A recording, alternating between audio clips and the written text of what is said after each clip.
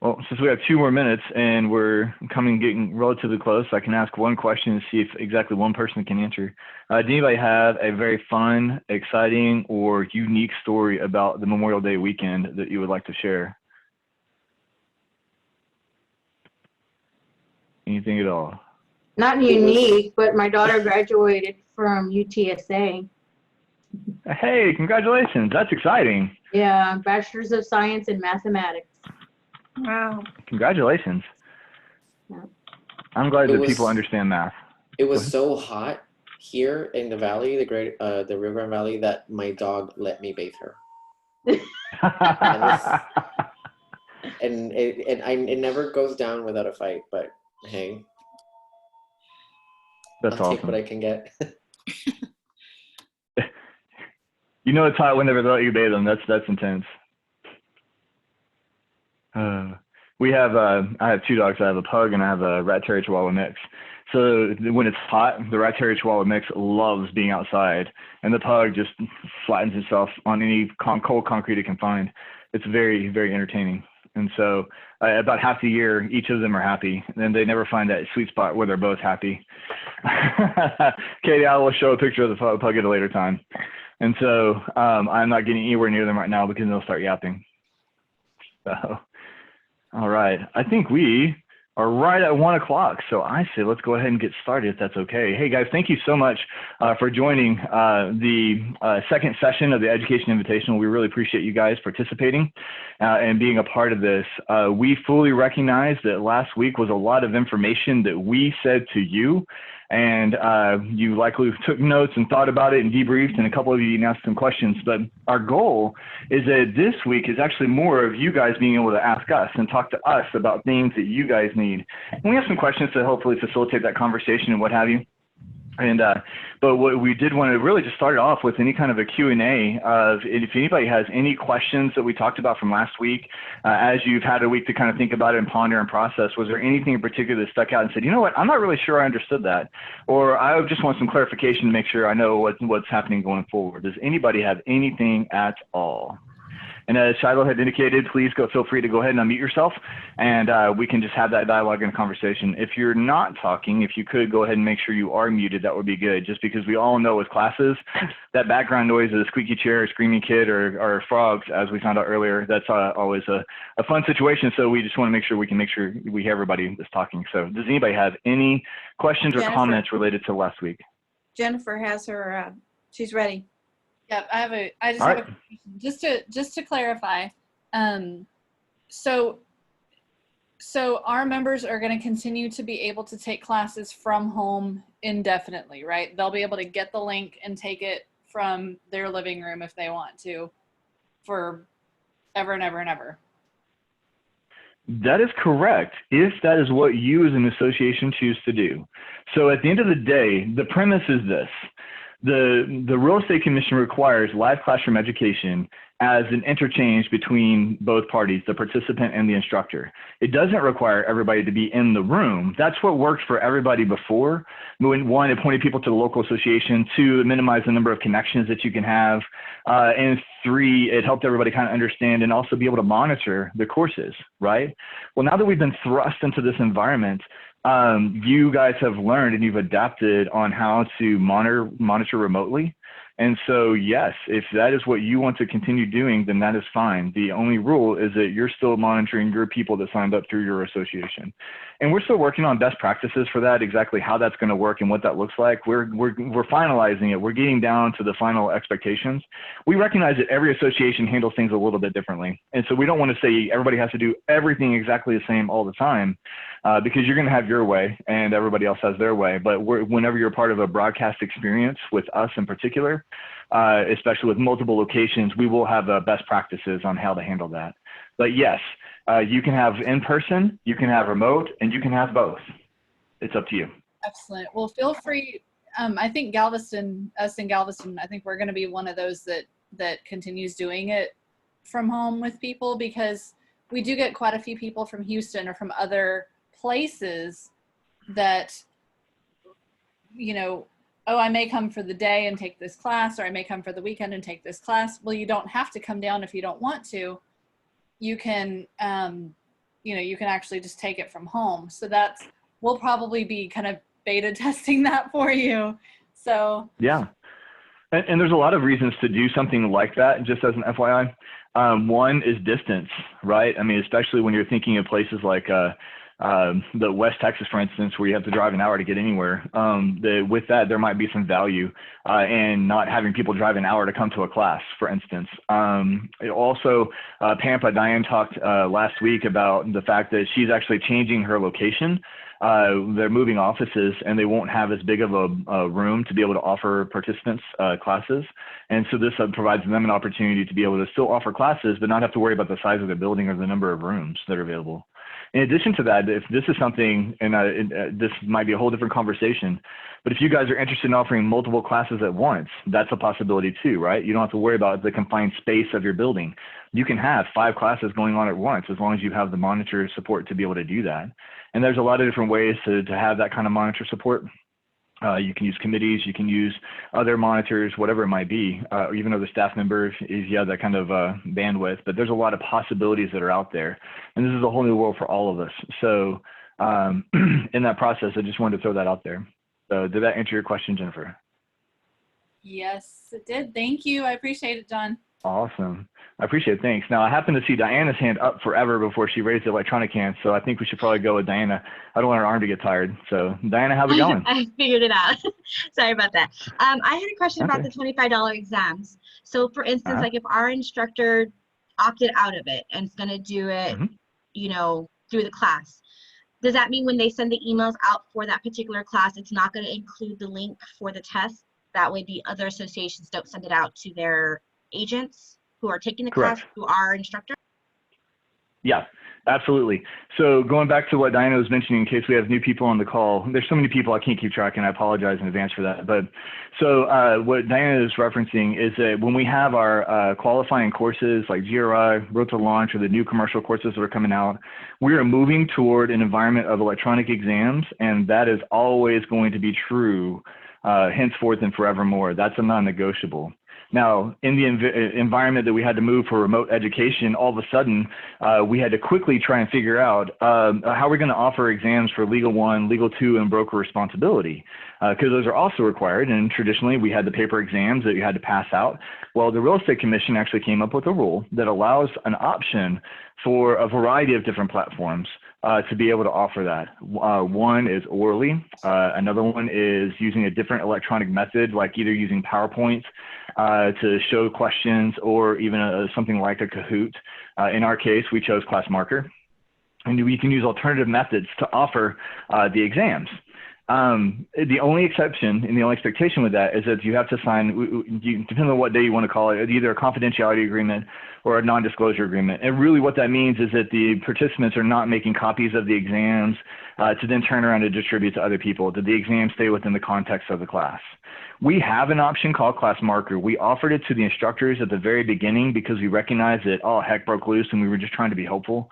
After 2 months, they have time now to be able to adjust their presentation to accommodate things like the oral exam, as well as the PowerPoint or whatever you want to do.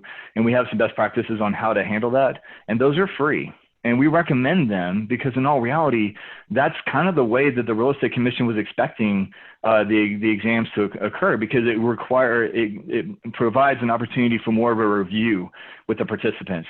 If they take it through ClassMarker, they take the exam, the results go away, and then the instructor has to talk about the exam, and the participants never see the exam answers again. So they don't know if they got it right or wrong. They might think they're amazing or terrible, and they could be completely wrong or completely right, and no one knows. And so it is an option, but in my opinion, it's not the best option. So we will, however, allow it as an option if instructors want to do that. So the instructors, what we decided was if they want to use it, that's fine, but there is a fee with every class that the instructor will have to pay us $25 for us to provide the link to the participants or to the association that's hosting it or to the remote locations that are hosting it. It's never going to be a charge to the associations. It's always to the instructor because it's their choice to want to use it or not. So if they don't want to use it, then we're assuming that they're going to use either the oral, PowerPoint, or a third option that's out there to be able to cover the exam and the appropriate methods. And we have been communicating with them to help them understand that. and also making sure that they cover the non-disclosure agreement or confidentiality agreement.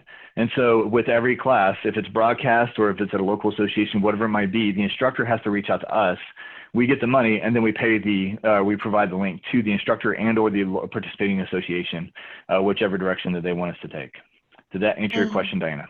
Yes, and then for the non-disclosure form, I send it out to my agents and then I receive it through email, but what about the rest of the class? Is that on their monitor, or is it like our instructor's job to make sure he gets those? It is ultimately the responsibility of the association to ensure that the non-disclosure agreement has been addressed. I think that if you bring it to your point, Diana, because your instructor does teach in a broadcast platform, we just need to make sure and tell the associations that are participating what is expected of them.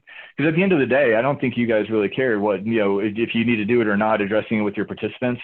It's just a matter of knowing what is expected of you. I can also tell you that the best practice I've noticed so far is simply at the very beginning of class when the instructor just shows the non-disclosure agreement via share screen and says, by continuing on in this class, you are agreeing to these terms, which basically means you're not going to copy down the questions.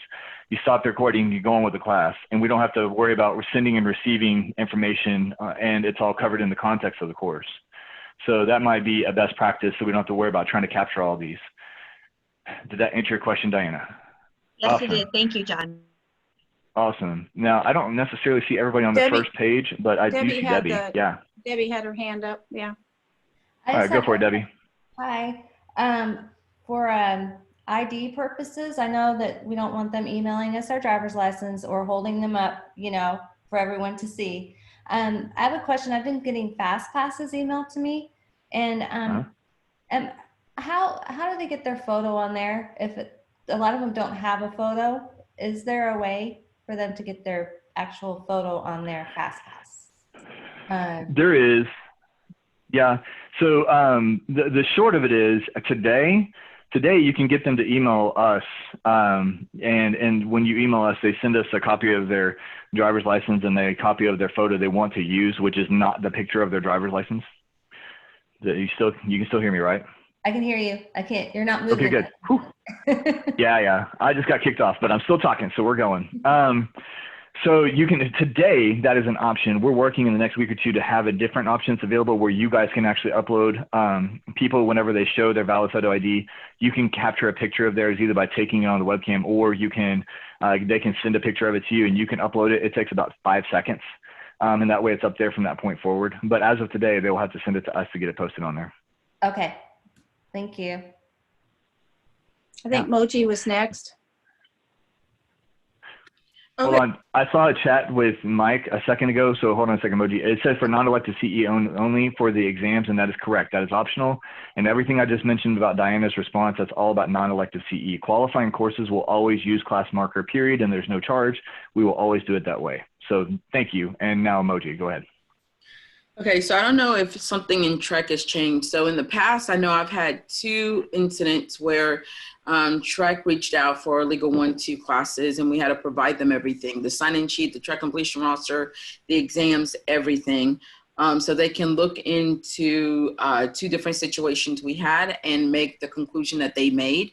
Also, I know that in the past when we've had problems with individuals and they forgot to sign the Trek completion roster, even though we say it 1,000 times, we could always go back and look at that Trek exam and confirm that they were there because they took the exam at the end of the class.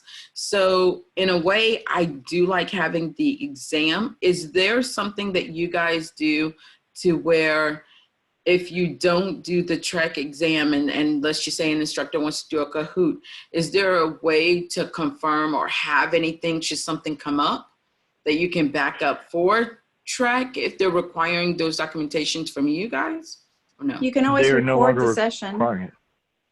Yeah, and they're no longer requiring it anymore, Moji. And so they actually did change the rules. You're right. It's not a requirement by the Real Estate Commission anymore that we maintain copies of the exams. And so with that, we don't have to have that documentation. That it used to be true. That is correct. And that is no longer true. In fact, they're actually proposing a rule that actually get rid of the exam expectation going forward, or at least a whole passing component, both on online and in live classroom. Do you know when that was? Because I know we sent ours last year. So it was still Yeah, active it was for us last year. Huh? As of January 1st of this year. Okay, thank you. And then John D has a question. Does Texas Realtors have a good idea for how many can gather for a class in an office? Does Texas Realtors have anything as far as a model for class meetings? I mean, obviously, whatever the Texas government says. We still highly recommend remote as much as you can. At least 6 feet apart is another expectation. So it's not so much about the quantity as much as it is about the distancing and making sure they're at least 6 feet apart. That's my initial comment. Deb, do you have anything you want to add? No, I think that's exactly right. Right now, we are, like for our office, for example, we can only have 25% of the staff at the building. So if you have a building that can accommodate 50 people, or 40, let's go with 40. It's easier to do the math. Then you could only have like 10 people there, because they only want you to have a quarter of it. And I think they're increasing that to 50% pretty soon. But again, you just have to make sure that they can be 6 feet apart, because I think that rule still stands for now anyway.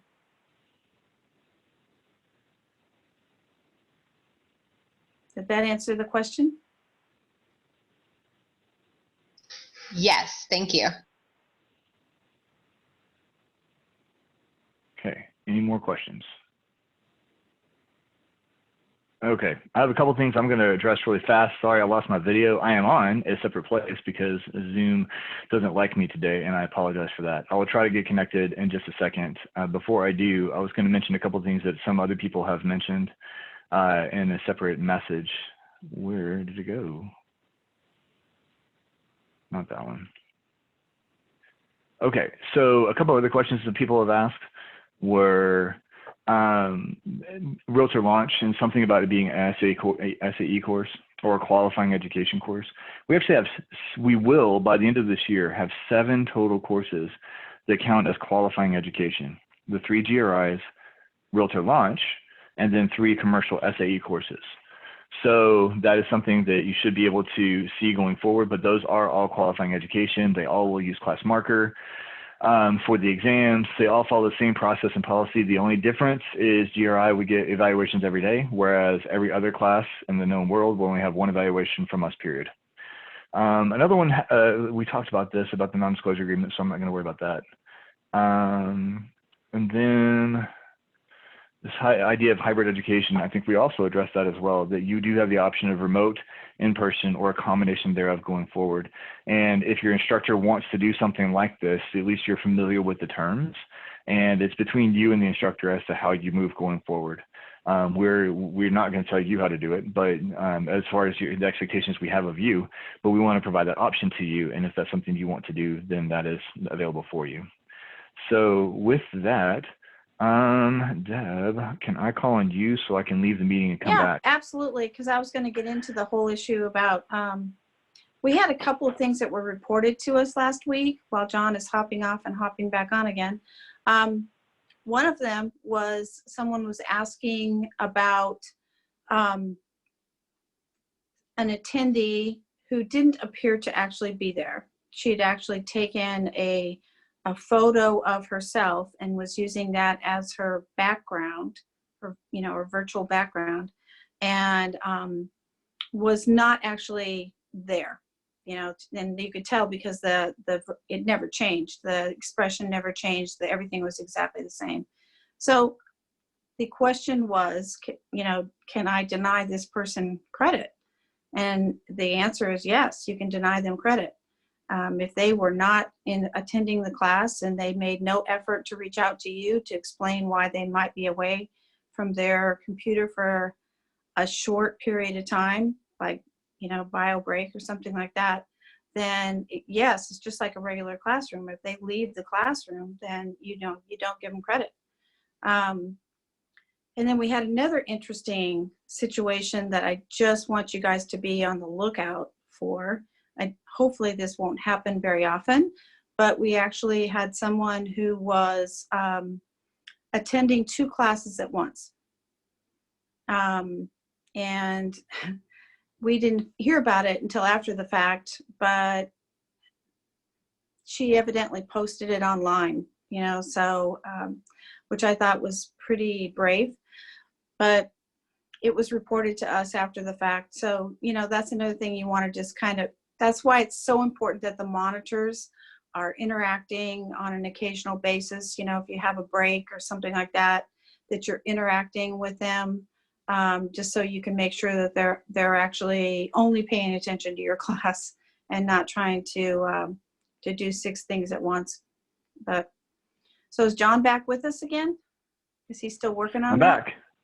Yay! No, I made it back. I'm a fast typer, and hopefully my phone will stay connected as time progresses. Yeah, it was actually pretty clever. The picture actually showed 2 monitors or 2 computers on top of each other, basically. So they were taking 2 different classes concurrently. I'm like, that's pretty smart, and not really smart at the same time, because you posted it for the world to see. That was not a good idea. But you know, there's a lot of things as we're progressing. We're finding new ways that people are trying to push the envelope. And even when it's well intended, at least from their standpoint, if we want to continue operating in this environment where we can actually do completely remote classes with great regularity, we have to also show that we can monitor well, because that's when the real estate commission is going to step in and say, wait a minute, you know, we can't allow this to continue, because obviously you can't take 2 classes at the same time. And so, or obviously you're not there when all you see is a photo of the person. So yeah, that's another good one too, Moji. Yeah, whenever somebody actually puts their own photo as their own virtual background, so when they leave, you can't tell, except for when it glitches. There's some very clever ways that people could potentially do. And as my dad used to always say, locks keep honest people honest. And so at the end of the day, you know, people are going to probably find ways to circumvent the system, and our job is to regulate that and to monitor it as best as we can to ensure the integrity of the course and the quality of the experience for all members. We're working on some best practices as we're moving forward, and we're going to post those for you guys, because anytime we try something new, there's always going to be envelope pushing across the board. And so we have to learn, you know, from that experience. So we're gathering our stuff, and we're going to provide that back to you guys. That's so irritating. Whenever I come back in, it mutes me. And so I don't know how much I've even said or how much you remember. So sorry about that. We heard all of it. Okay, good. I'm used to you saying that, Deb, so I don't believe you. You're like, no, keep going, keep going. So, you know, really, we're working on best practices. We're going to get them out to you here in the next week or so. So that way you can see, okay, these are things to help safeguard the integrity of the courses going forward. And especially if you're going to be joining a broadcast class that we're doing. Remember, broadcast is whenever we're contracting the instructor. So if it's one that we're doing, then we have this expectation. If it's on your own, it's more of a guideline, because obviously your association, your classes, it might even be our provider. So that's another one. Any other thoughts on that? Elizabeth has a question or a comment.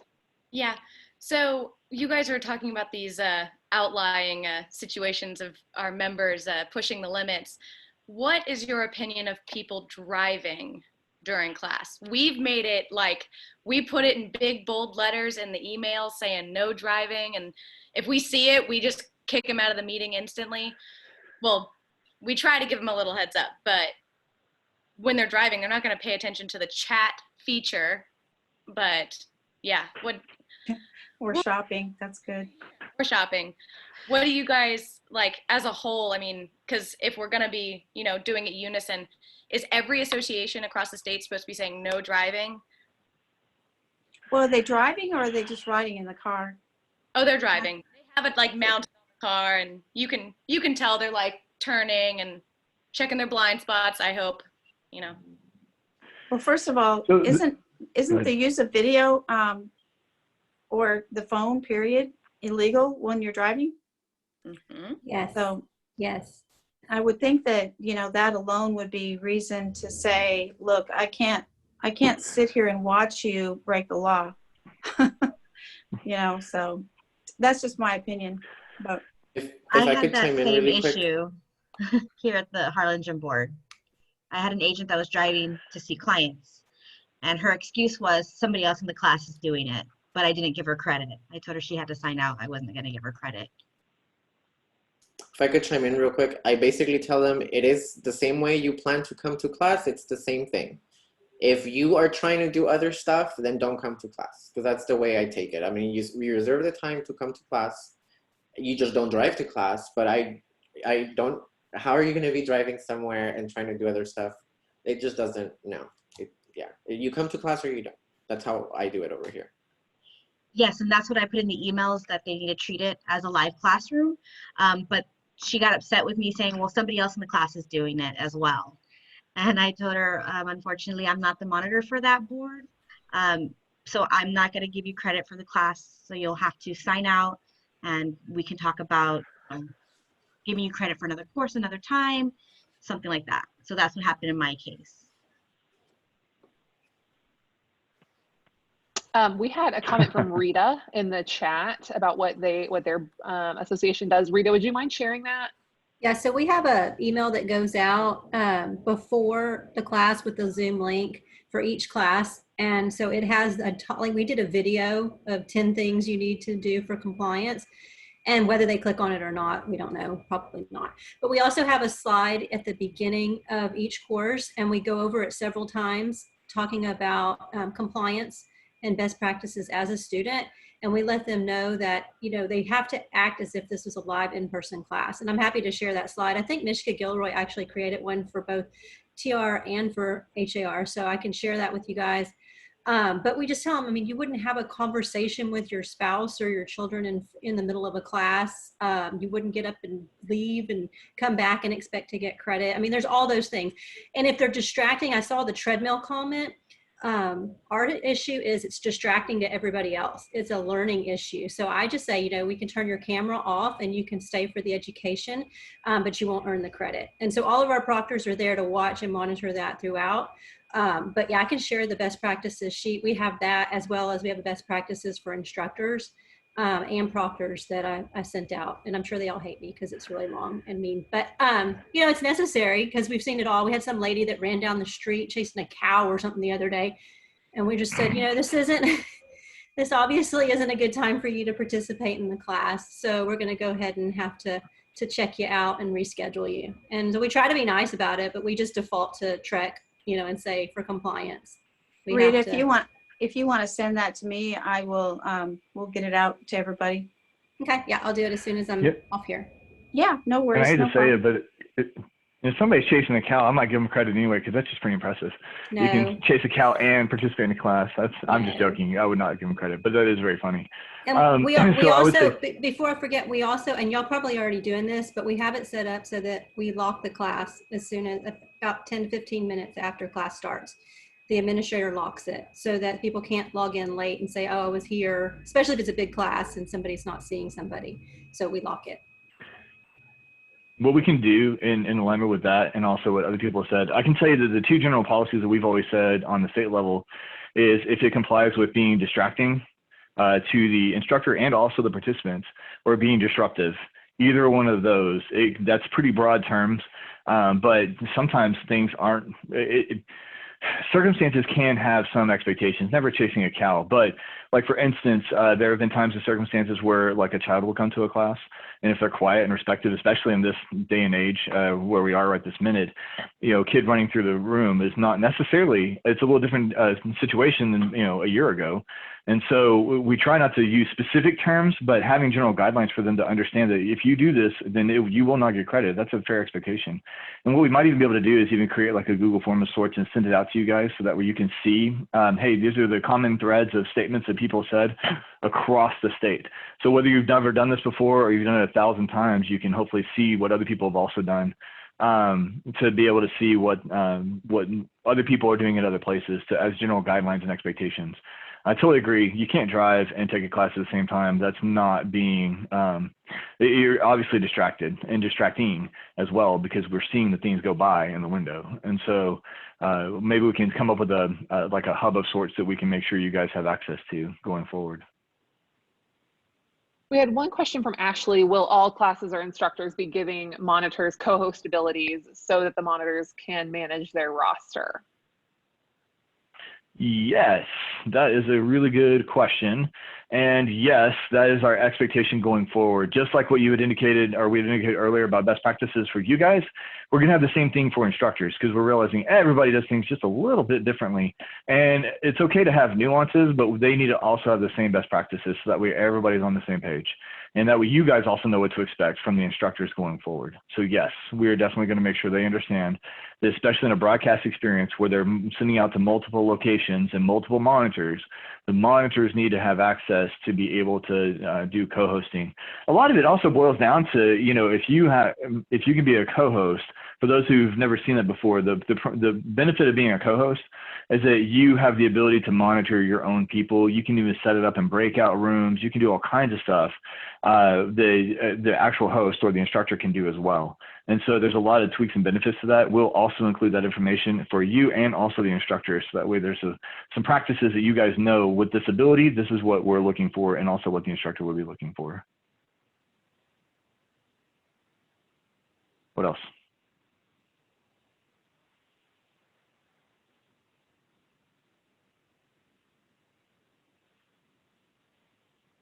One thing that I actually, sorry, that if I can chime in, for example, for members to do their license numbers in case we don't all do the flash pass, what I've done before is I do a Google roster or like a Google spreadsheet. I'll share it with the class and I have them input their license numbers in the class. So that's their way of kind of signing out. That way, if anybody has trouble like inputting, like I personally have classes of like upwards 25 to 30 members. So I have them all do that because there's no way I could be looking up every single one.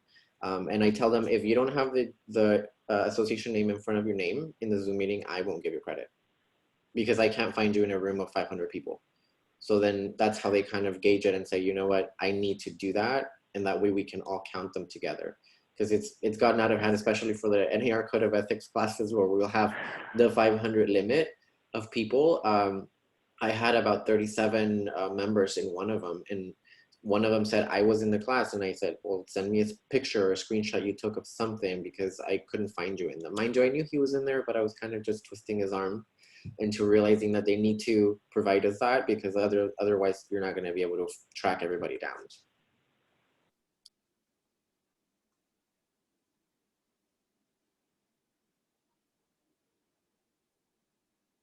I hate when I'm talking and talking and talking. Yeah, I'm talking away and I'm like, dang it, not again.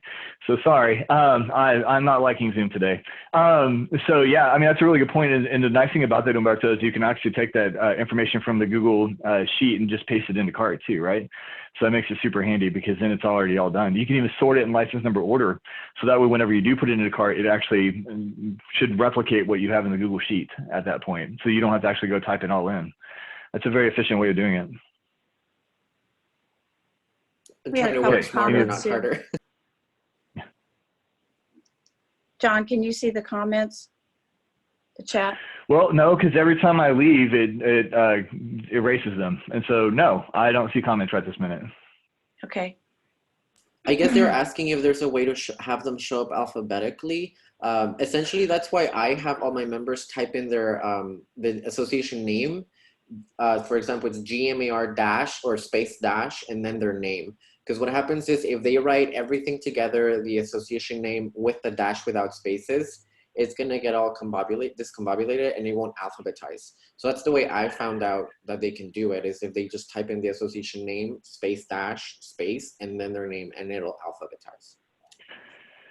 So you're right in that it is super handy to do that. In a Zoom meeting, you can't alphabetize the people that are in the meeting. It's just whoever comes in first, basically, first in, first out. But that is also going back to the idea of the best practices, and that the nice thing about being a co-host is you can actually establish your own breakout rooms of your members. And that way you can actually introduce yourself and talk to them and dialogue with them. And you can actually have breakout rooms, and most associations will also use those as well. So at the end of the day, as far as your monitoring is concerned, there's a lot of flexibility in that. I recommend, checking it fairly frequently, just to make sure that the people are there and that they are who they say they are. That's pretty important. Screenshots can be acceptable as long as it's not once, right? You need to do it more than once in a 4-hour class. But we don't need that proof. We're trusting that whenever you are turning in the class with the participants, that you have verified that they have been there to the best of your abilities. And so I think I did see something about the number of people. So at the end of the day, the Real Estate Commission says you just need 1 monitor in addition to the instructor for any classes over 20 remote connections. And that's the only rule that they have. If you need or want more than 1 monitor, you can definitely do that. But that's the only requirement that's out there at this time. That's the one chat I actually did see from Nancy. I think that's hit them. Okay, good. So any other questions about monitors? You can have as many as you want. It doesn't even have to be you necessarily. It can be a realtor, if somebody even on the committee, if you have an education committee, there's lots of flexibility with that. It's just a matter of who you can trust to actually carry out the processes and policies that are established in the co-sponsorship agreement. You know, monitor doesn't have to be a paid staff member, but there's some flexibility with that as long as they follow the rules. That's the most important thing, right? So let's see. There was another question that I was going to throw out there, or just a thought that we had mentioned previously. You know, now is a very interesting time because as we have talked about a lot of the logistics, if we could just take a step back, like we were about the 10,000 foot view at this moment, if we can go to the 30,000 foot view, it's just such a point of pondering. If you just want to throw this out there, and we can talk about it now or not, but education will never be the same in Texas. It's going to look very different going forward, as we have already identified. This whole idea of remote education is something that is not necessarily going to go away. With that, you know, that could change what we do and how we do it and the frequency thereof and the combination of, you know, in-person, remote, and hybrid. And I would highly recommend, just from my personal standpoint, now is a good time to think about, okay, let's say we go back to being able to regularly meet all of us in an in-person situation or have classes where people can attend. What does that mean for you? And what does that mean for your member?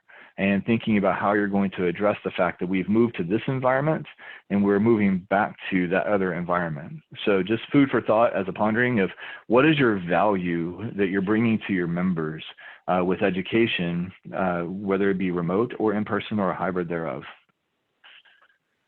And I'm gone again. Yeah.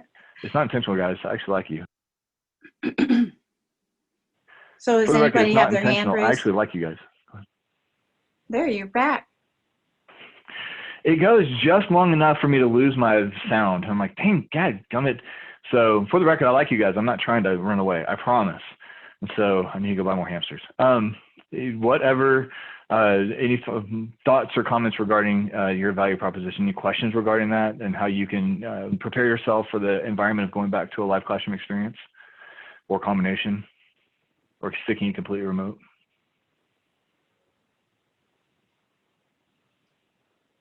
I didn't think you did. You guys are smart. Yeah. The other one I was what we could ask is how many of you are planning, what is your date that you might be considering going back into a classroom situation? I know that I had that discussion with Rita last week or so.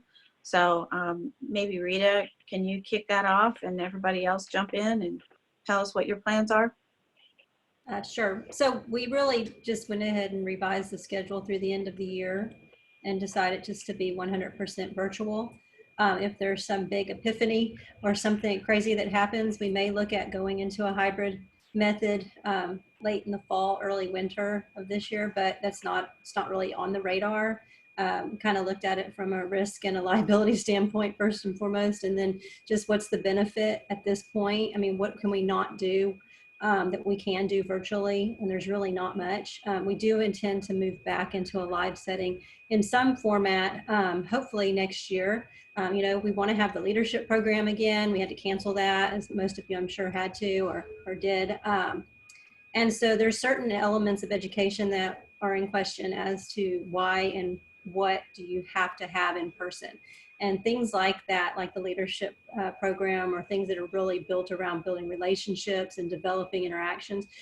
You can't do that in a virtual world where you're sitting in your living room and I'm sitting in mine, in my mind at least. So we're hoping hybrid setting by early next year, or until there's something big that happens where our risk and liability is really taken away.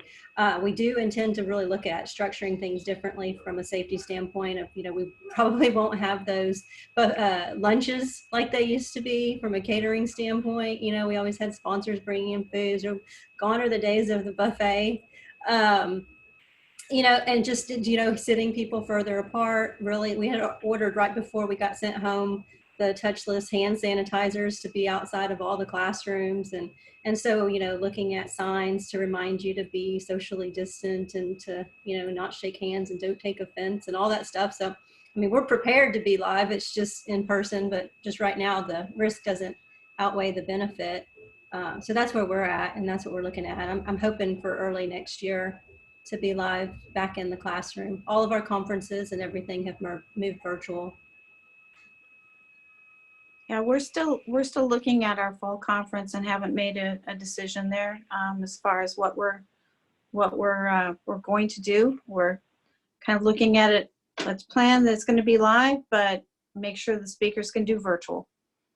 So I think part of that has to do with the fact that it's our 100-year anniversary, and I'm sure there's a lot of people that don't want to have to miss that experience, so that's part of it. But we're certainly not going to put anybody at risk. So, those decisions are out of my hands, thankfully. Roxy, you said in the chat that you were still doing TRLP. Had y'all already started, or? Yeah, they had. He's just on mute. You're on mute, Roxy. There we go. Okay, now I'm unmuted. Yes, we had actually done our opening retreat, and then we got, where we couldn't be in there. So we decided to move on to the next one. It was actually, Adorna did Leadership 200, 300 for us for our next one. And that worked out okay. So we went ahead with that. And our one this month, or in June, is going to be the diversity piece. We're going to do At Home with Diversity. And then we're actually going to try spokesperson training virtually. So let you guys know how it goes. But it's been pretty good. They seem to be, since they were able to bond in the beginning, I think that it's going to be okay. They seem to really connect and communicate through Zoom just fine. Yeah, I think if we had started already, that might have been a difference. Yeah, totally. Yeah, I think if you hadn't gotten started and had that opening session, I don't think it would be the same experience at all. But I think if you had the opening retreat, that there might be a way to do that. Hey, Deb? Yes, Mike? We're not considering any type of in-person until 1 September, and that's based off of the governor, through our lawyers, our staff attorney, and then reviewing the governor's action plan. Real estate education falls under the same rules as K through 12 and college education. There's no exemption for it. It's according to our attorneys. So we can't have anyone come into the class before it's opened up for everyone else. So 1 September will be the very soonest that we do it. And then just like Houston and Rita mentioned, we might extend it through the rest of the year, just for the sake of safety and fear of not even filling our classrooms up. So that's what we're doing. And it's really based off of that. And I would think everyone should look into that. Opening before that might put you at risk at violating the order. Yeah, thank you, Mike. Moji has her hand up. And we have the same thing, Mike, with that. So we're going to look to see what the colleges, local colleges, and the school districts do, because by August, they should know and they should have a protocol for what they're doing in place. And then I know Deb and remember, Rita, you weren't in on some of the meetings that happened Tuesday before this one. So they talked about what that looked like for associations all across US, and some of the other directors brought up some really good points about how are you going to, monitor people touching doorknobs in and out of different from the entry doors to the inside doors. So someone has to be there to wipe that down, making sure everyone has their own writing utensils. How are you going to treat the bathroom and who's going to take turn, making sure that if everyone or if someone goes, how do you wipe those down? Those 10-minute breaks that you have that your instructors give, what happens during that, and how do you make sure that people don't pull together for those or crowd the instructors because they might feel uncomfortable? What happens if someone starts coughing in class and someone comes to you and they feel like, that person might have something or they're uncomfortable with them sneezing or coughing? What you do with like beverages, and a lot of them said that they're not serving anything and they're closing down their beverage bars, now allowing food, limiting classes, and on also spacing it, because when you do have those moments that they get up and they walk during their break, they can all, if depending on the room that you have configured, they can all walk along the side, which will break the whole social distancing. And also, how do you eliminate the fear of someone on your staff who might have a pre-existing condition or lives with someone with that, to eliminate their contact with staff? So all of those were kind of open door, Pandora boxes, and things that I know some associations are having to deal with because some are opening earlier than others. So I think there needs to be a policy in place for all those different things rather than trying to figure out those situations as they happen when they're already in the door. To speak to Emoji's point, I agree 100% with all of those things. And that's really why we've been very diligent in polling our membership and asking them, what can we do to make this the best experience for you? And finding out what it is that they're missing if they're not live and in person so that we can address those.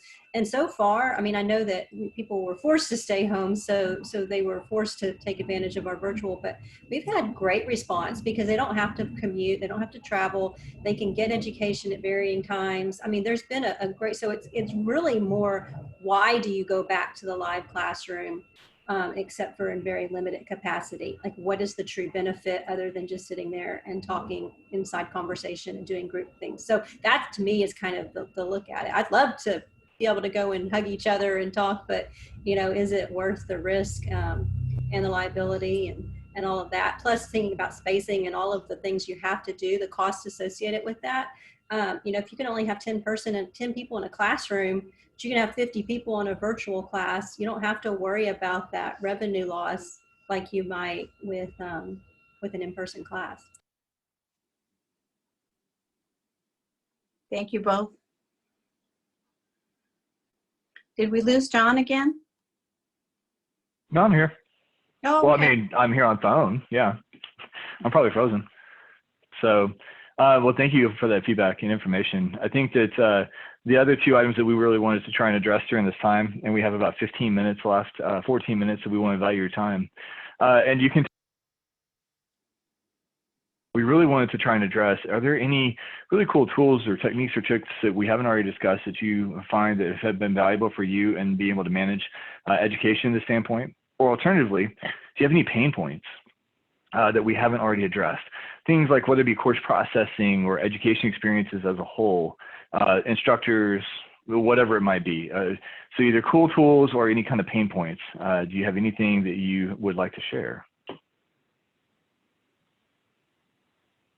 I do. Hey, Debbie. Hi.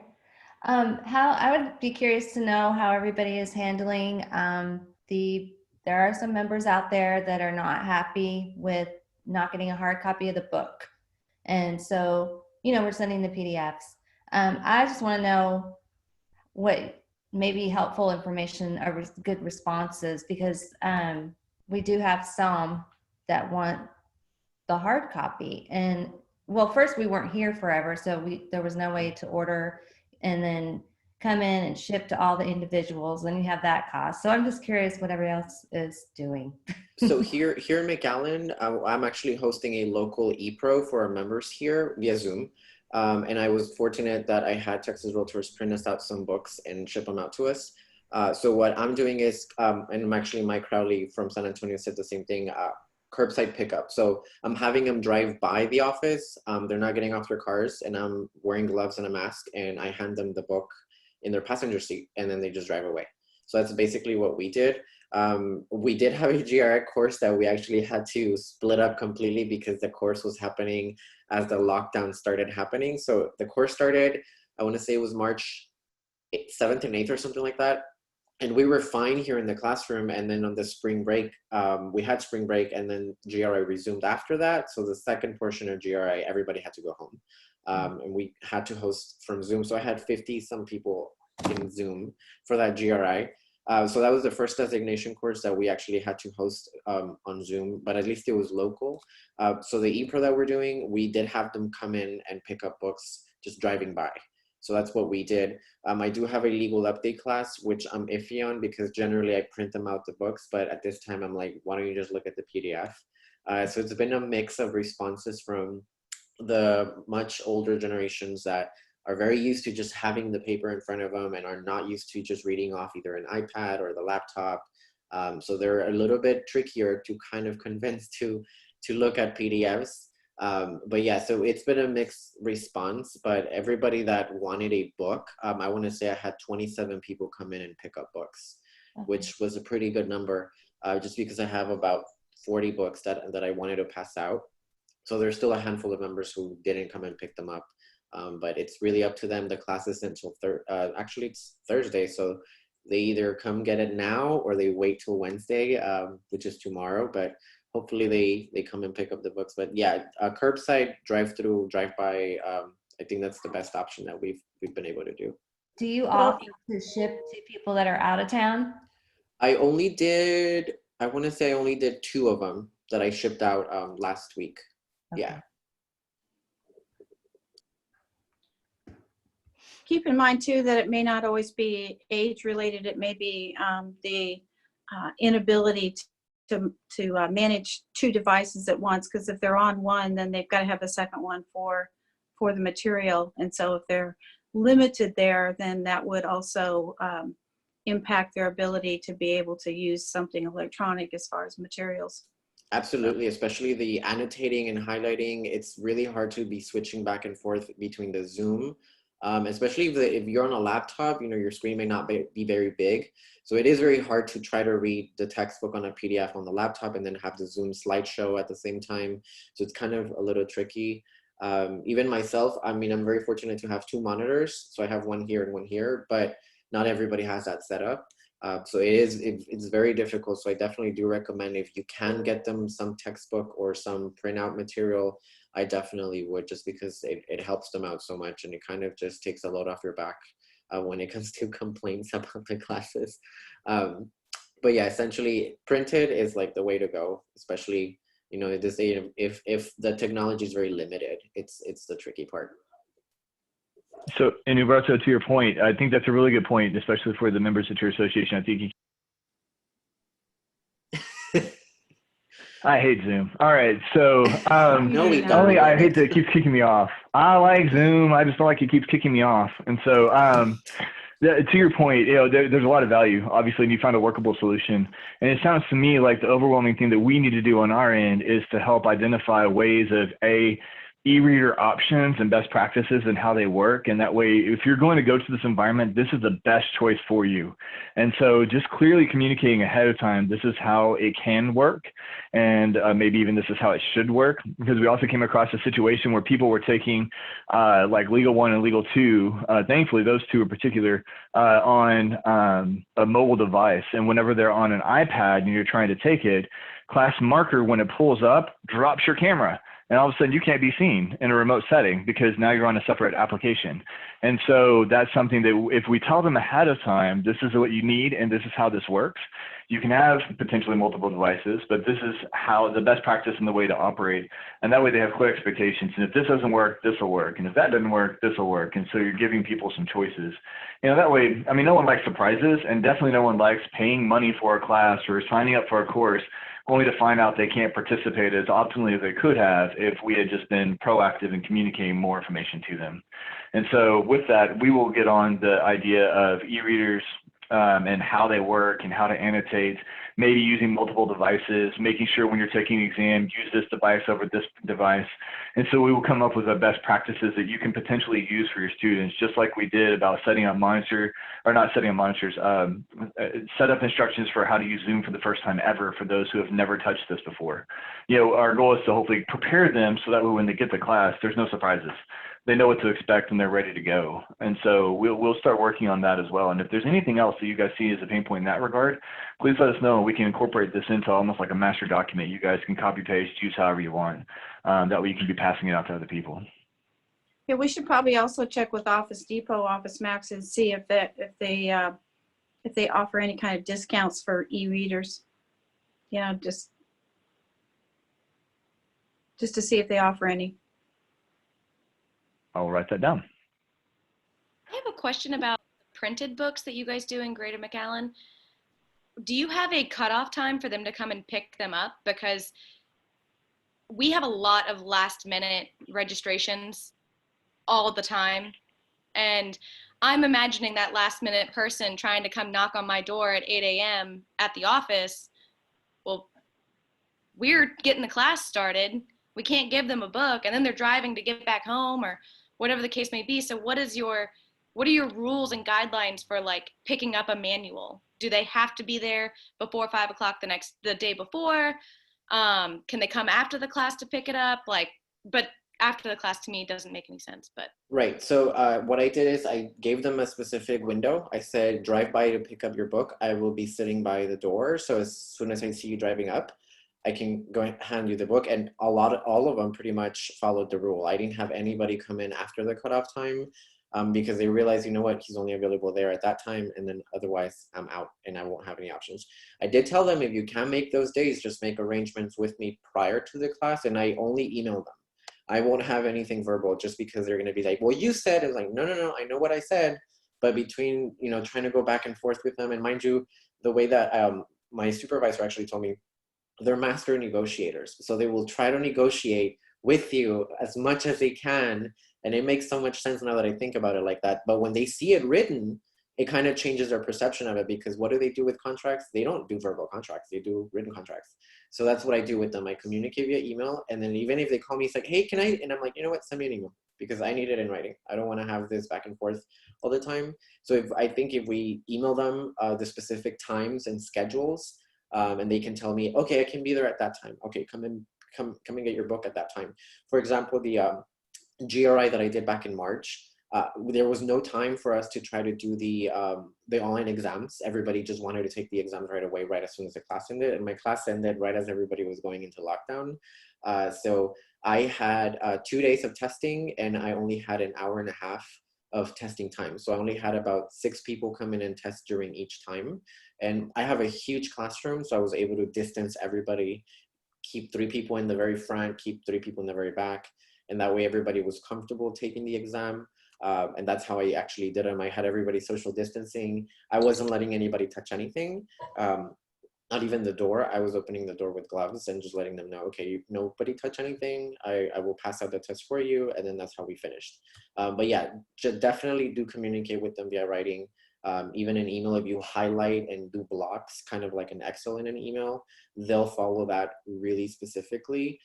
So just give them a deadline and they'll take it. And if they try to negotiate, just let them know you can come and get it after the class, just because, class is already happening. That's what generally I do, and it's worked out pretty well. Thanks. You're welcome. Mm-hmm.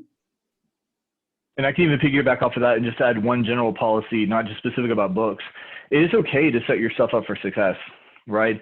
And so, for instance, if you know you have a hard stop at 5 o'clock, I would not give them until 5 o'clock to pick it up, because we all know that somebody's going to show up late. If I was a participant, I'm going to show up late. I know I am. And so, with that, you can actually say 4:30. And so if they show up 5 minutes late, you can still accommodate them, and now you're doing them a favor, as opposed to you having to stay till after 5 to help them. And so there's nothing wrong with setting yourself up for success. So putting parameters in place to make sure that it works well for you, because you're having to manage a lot of people and they just have to manage themselves. So just as a general policy, whatever you're doing, I definitely make sure that you are able to set yourself up for success. Yes, boundaries are a necessary thing. That's the one message I saw. Awesome. Good job, Holly. Okay. What else? Any other pain points or cool tools? Oh, so good question. Amber Kennedy said, all Zoom classes max out at 500. That answer is no. So a regular pro account is 100 connections total. You can add on to, there's an add-on you can get with Zoom that will allow you to go up to 500. And then there's a second add-on that you can now do that will go up to 1,000. If you get 1,000 connections in a class, I apologize in advance because I'm sure it is going to be mass chaos. I don't recommend it. 500 was enough for us. It's a lot. You know, the nice thing about the 500 is that you can exceed 100 if you need to. But yes, it can go all the way up to 1,000. We did, for our broadcast experiences, for the Code of Ethics, we did exceed 500, or we got to 500 twice, I think. And so we can have that option. But really, our goal is not to get to 500 with all of our broadcast classes. But we have surpassed 100 before, especially GRI classes. And so we do have that ability to make sure that people are accommodated. Yeah, and again, that's, you know, it's up to the locals to decide, you know, how many people that they want to have in a class if it's on your own. The broadcast, you know, with very, very few exceptions, we rarely go over 100. Sometimes, like with the GRI, we've had more than that, but we've had more than that before. So if the instructor feels like they can handle an excess of 100, there's very few that can, but with the Code of Ethics, we did exceed, we went up to the 500, but we did not get the larger license to accommodate anybody that couldn't get in after the 500.